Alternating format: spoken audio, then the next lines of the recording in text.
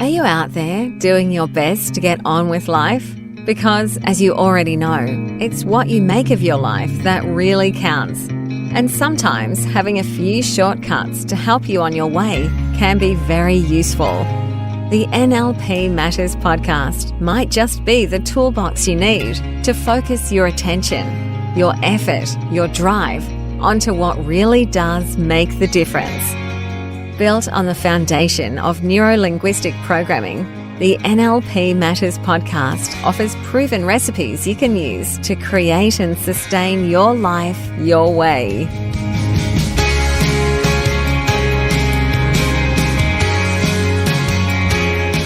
G'day and welcome to the NLP Matters podcast. I'm your host, Jo Clark. Today we continue to explore the fundamental presuppositions of NLP. These presuppositions provide us with a compass that guides us as we use and apply powerful NLP techniques to take control of our own lives and really make a difference. In our last episode, we took a close look at 3 of these precepts. Firstly, that resistance to communication is a sign of lack of rapport. Secondly, that we calibrate a person based on their behaviour because this is the most important indicator of where a person is up to. And thirdly, that there's no failure, only feedback. Each of these 3 presuppositions focus in on acknowledging and accepting our personal power through redefining our responsibility as communicators. Today, we'll look at 2 more NLP precepts. First, the people are not their behaviours, which means we can accept a person and focus on changing behaviour. And the second one is that everyone is doing the best they can with the resources they have available at the time. These 2 presuppositions really challenge us to see the world from a different perspective. In NLP, we describe this as taking up different perceptual positions. In this context, the different perceptual positions means more than just an intellectual acknowledgement that everyone has their own version of reality or map of the world, but that we take the imaginative leap and wonder, what if I had their map? How could I see their world? This means we're really connecting to the NLP precepts we looked at in episode 31, respecting the other person's map of reality, and even taking it a step further. It's really about applying the same rules to others as we would want them to apply to us. That is, firstly, that we're not defined just by our behaviour, that there's so much more to us than that. And secondly, that we are doing the best we can with what we've got at the time. Given our circumstances, our history, and the tools and techniques we can call on, this is the best we can do right now. And if we can get ourselves to see others in this light and bring that compassionate perspective to all of our relationships, then everything about these relationships can begin to change, including the quality of our interactions with people, how we manage conflict, and perhaps even how we feel about others. And you never know, this may be, even eventually, change how they feel about us. So it's about getting in touch with the sense of the common humanity that we all share. The first precept we'll look at today is that people are not just their behaviours. We can accept the person even when we may not accept some of their specific behaviour. This is a really important one for a couple of reasons. Firstly, it elevates the human experience to more than the sum of its parts. If people are really just their behaviours, then we are saying that their identity equals what they do. And if identity is involved, then that is much harder to change than behaviour. Because most people believe that identity is fixed. You hear people saying things like, "It is who I am." Therefore, the prospect of changing behaviour becomes a threat to their very identity. This means our protective defences get fired up, and we know this happens when we hear someone saying, "I'm not being true to myself if I change my behaviour." So you can see how the behaviour then gets locked in because it becomes part of how a person believes their identity is defined. For example, think of someone who believes they're not great at sales. Now, if they see this as part of their identity, then it's like a solid object and is much harder to shift than if they see it as just a behaviour that they can learn and practice. Any perceived threat to our identity will trigger protective responses, which means in this instance, they'll come up with ways to sabotage the changes and to prove they're right, that they're really not great at sales. Sometimes they'll go to great lengths to prove over and over again how right they are. This is what we all do when something challenges our perceived identity. However, if we're not just our behaviours, that means we must be able to choose how we behave. That is, we can choose behaviours that are consistent with our identity, our beliefs, or not. Behaviours are actions, and we know with actions that we can do them or we can stop them. Our current behaviours may be aligned with past decisions we've made or past experiences, or even merely based on what others have told us to believe. As soon as we see a behaviour as fluid action that does not determine our identity, then it becomes clear that at some level we must be choosing what we do. Even if the choice is unconscious, it is still a choice. And because it's a choice, there's always the possibility we can change our choices, change our decisions, change our behaviours. As long as we attach identity to behaviour and collapse them together, reducing everything about a person merely to what they have done, we've chosen the path of judgment, where there's little or no change and very limited possibilities. Imagine if you once did something not so great in the eyes of others when you were younger, and now your whole life could be defined by that incident. You became the person who did that horrible thing. This happens a bit in families. It happens with parents who tell you, this child's the smart one, this child's the playful one, this child is the bad-tempered one, this child is the happy one. The children are being defined by behaviour, and they then take this on as part of their identity. Just think for a moment about what this could mean if you are the happy child and at some time in your life you're just not happy. That means you're no longer you anymore. Something is wrong. Maybe you're broken. Defining people based on their behaviour imprisons their identity and limits their potential. Equally, kids may define their parents by something they did to them when they were young. Teenagers are especially good at this. I've known people who've never forgiven their parents for making the decisions they did when they were bringing them up. And sometimes we do this with our siblings as well. We never forgive them for how mean they were when we were kids. Yet, if instead of looking at people, we look at how we are with our pets, then we see a very different pattern play out. It's not unusual for a pet owner to not judge their pet by the worst crime they've ever committed in their house, such as their dog or cat tearing apart their couch. And yet when it comes to applying that same rule, that same tolerance to other human beings, it can be a bit more challenging. In NLP, it's absolutely vital that we recognise that behaviour is something that occurs in a particular context.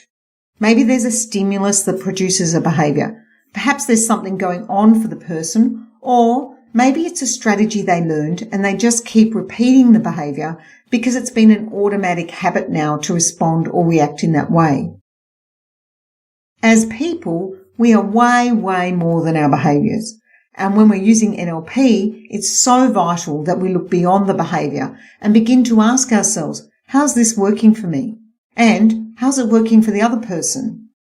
And perhaps we can even get others to be curious about that too. If they've got behaviour they want to change, bring that curiosity and share it with them. When we recognise that we all have a capacity that exceeds just the behaviour, seeing people holistically rather than just merely in reaction to a particular incident or a particular behaviour definitely gives us the capability to create new possibilities and potentially install new behaviours, just like it does with our gorgeous dogs and cats when they play up on us. So this precept is another fundamental component that we want to bring into our work with NLP, applying it in our lives. Just remember to go beyond the immediate behaviour and begin to really accept that a person doesn't deserve to be judged by perhaps the worst thing they've ever done. And similarly, we don't judge people exclusively by the best things they've done, because people are indeed much more than their behaviour. We can't just reduce human nature to its elements. We are way more than the sum of our parts. In fact, if you think about it, we're pretty magnificent beings. Our very existence could be a reason to celebrate with joy. Human existence, whether you believe in a higher being, universal consciousness, Yoda and the Force, or none of it, our very existence is nevertheless a thing of wonder. Now, the next NLP precept is everyone's doing the best they can with the resources they have available. And yes, it's another one of my favourite NLP precepts. And it's a favourite for a couple of reasons. Firstly, you may remember from our earlier podcasts where we looked at the 6 core needs that a lot of human behaviour is what we would call needs-based behaviour. That is, we do it in order to satisfy or meet a specific need. And we'll continue behaviours that we have found are effective in meeting our needs. That's just the way we humans are built. It's true that sometimes the behaviours we've developed for meeting these needs may no longer be very functional or resourceful. However, given our history, the view of the world we've constructed, the circumstances we find ourselves in, the habits we've developed, and the resources we have available at a particular point of time, at some level, we're all doing the best we can with what we've got. Sometimes from our perspective, someone else's behaviour might seem a bit odd or even very unresourceful.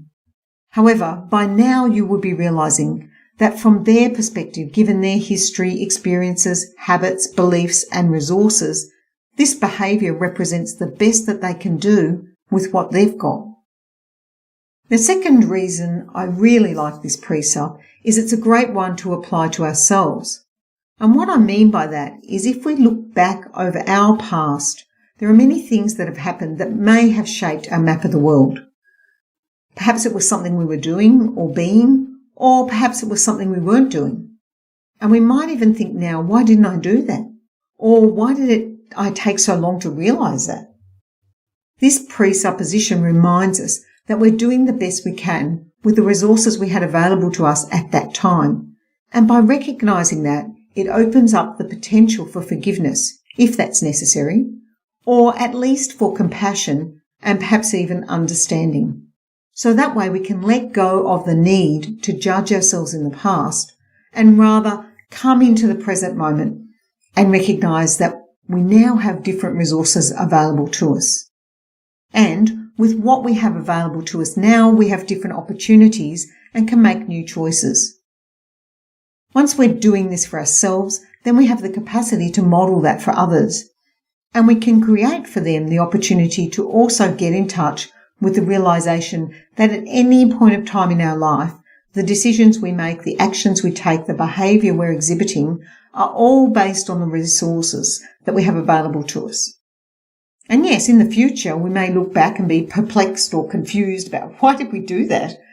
However, in the future, we have different resources available to us, and that gives us a different insight.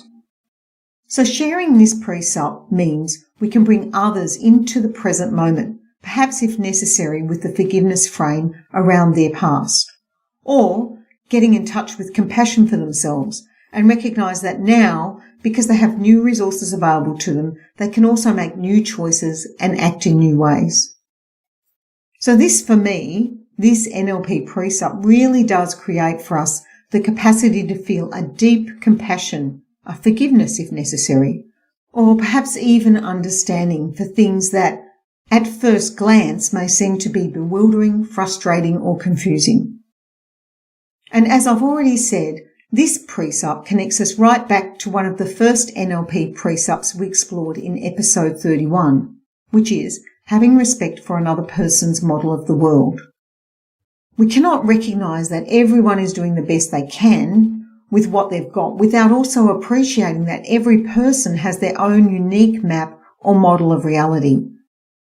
When we take on these precepts, it enables us to create a safe place, both for ourselves and others, to explore and create new possibilities.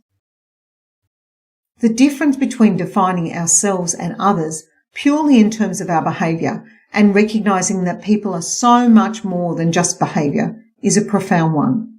And whilst we know that behaviour is a very accurate indicator of a person's underlying beliefs, values, and other unconscious drivers, it does not mean that this defines their identity or their potential as a person. When we couple this precept with the knowledge that people are doing the best they can with the resources they have available to them, it's a relatively small step to move on to respecting their model of the world. And because we bring that understanding to ourselves and to others, recognising that we aren't just what we do, and we are doing the best we can with what we've got, then we also invite compassion and forgiveness into our world. And we can possibly then get in touch with our own and others' humanity. And in doing that, we create a safe place to explore and build new possibilities with the potential for change, which is, after all, the core purpose of doing work with NLP. Join me in the next NLP Matters episode when we continue our podcasts following the compass of NLP as we explore the NLP presuppositions. In our next episode, we're looking at 2 precepts that emphasize the power of being flexible, and they are that the meaning of communication is the response you get, and the law of requisite variety, which says that the person with the greatest behavioural flexibility gets to control the system. Can't wait. Stay awesome, and I look forward to connecting with you in the next episode. Wow, thanks for showing up and listening in. We would love to hear from you. Send your thoughts, ideas, or questions via email to joanne@destinypursuit.com.au. Now it's time to take today's recipe out into your own life. Notice the differences that show up as you apply it. We'd love to hear how you are progressing with your new approach.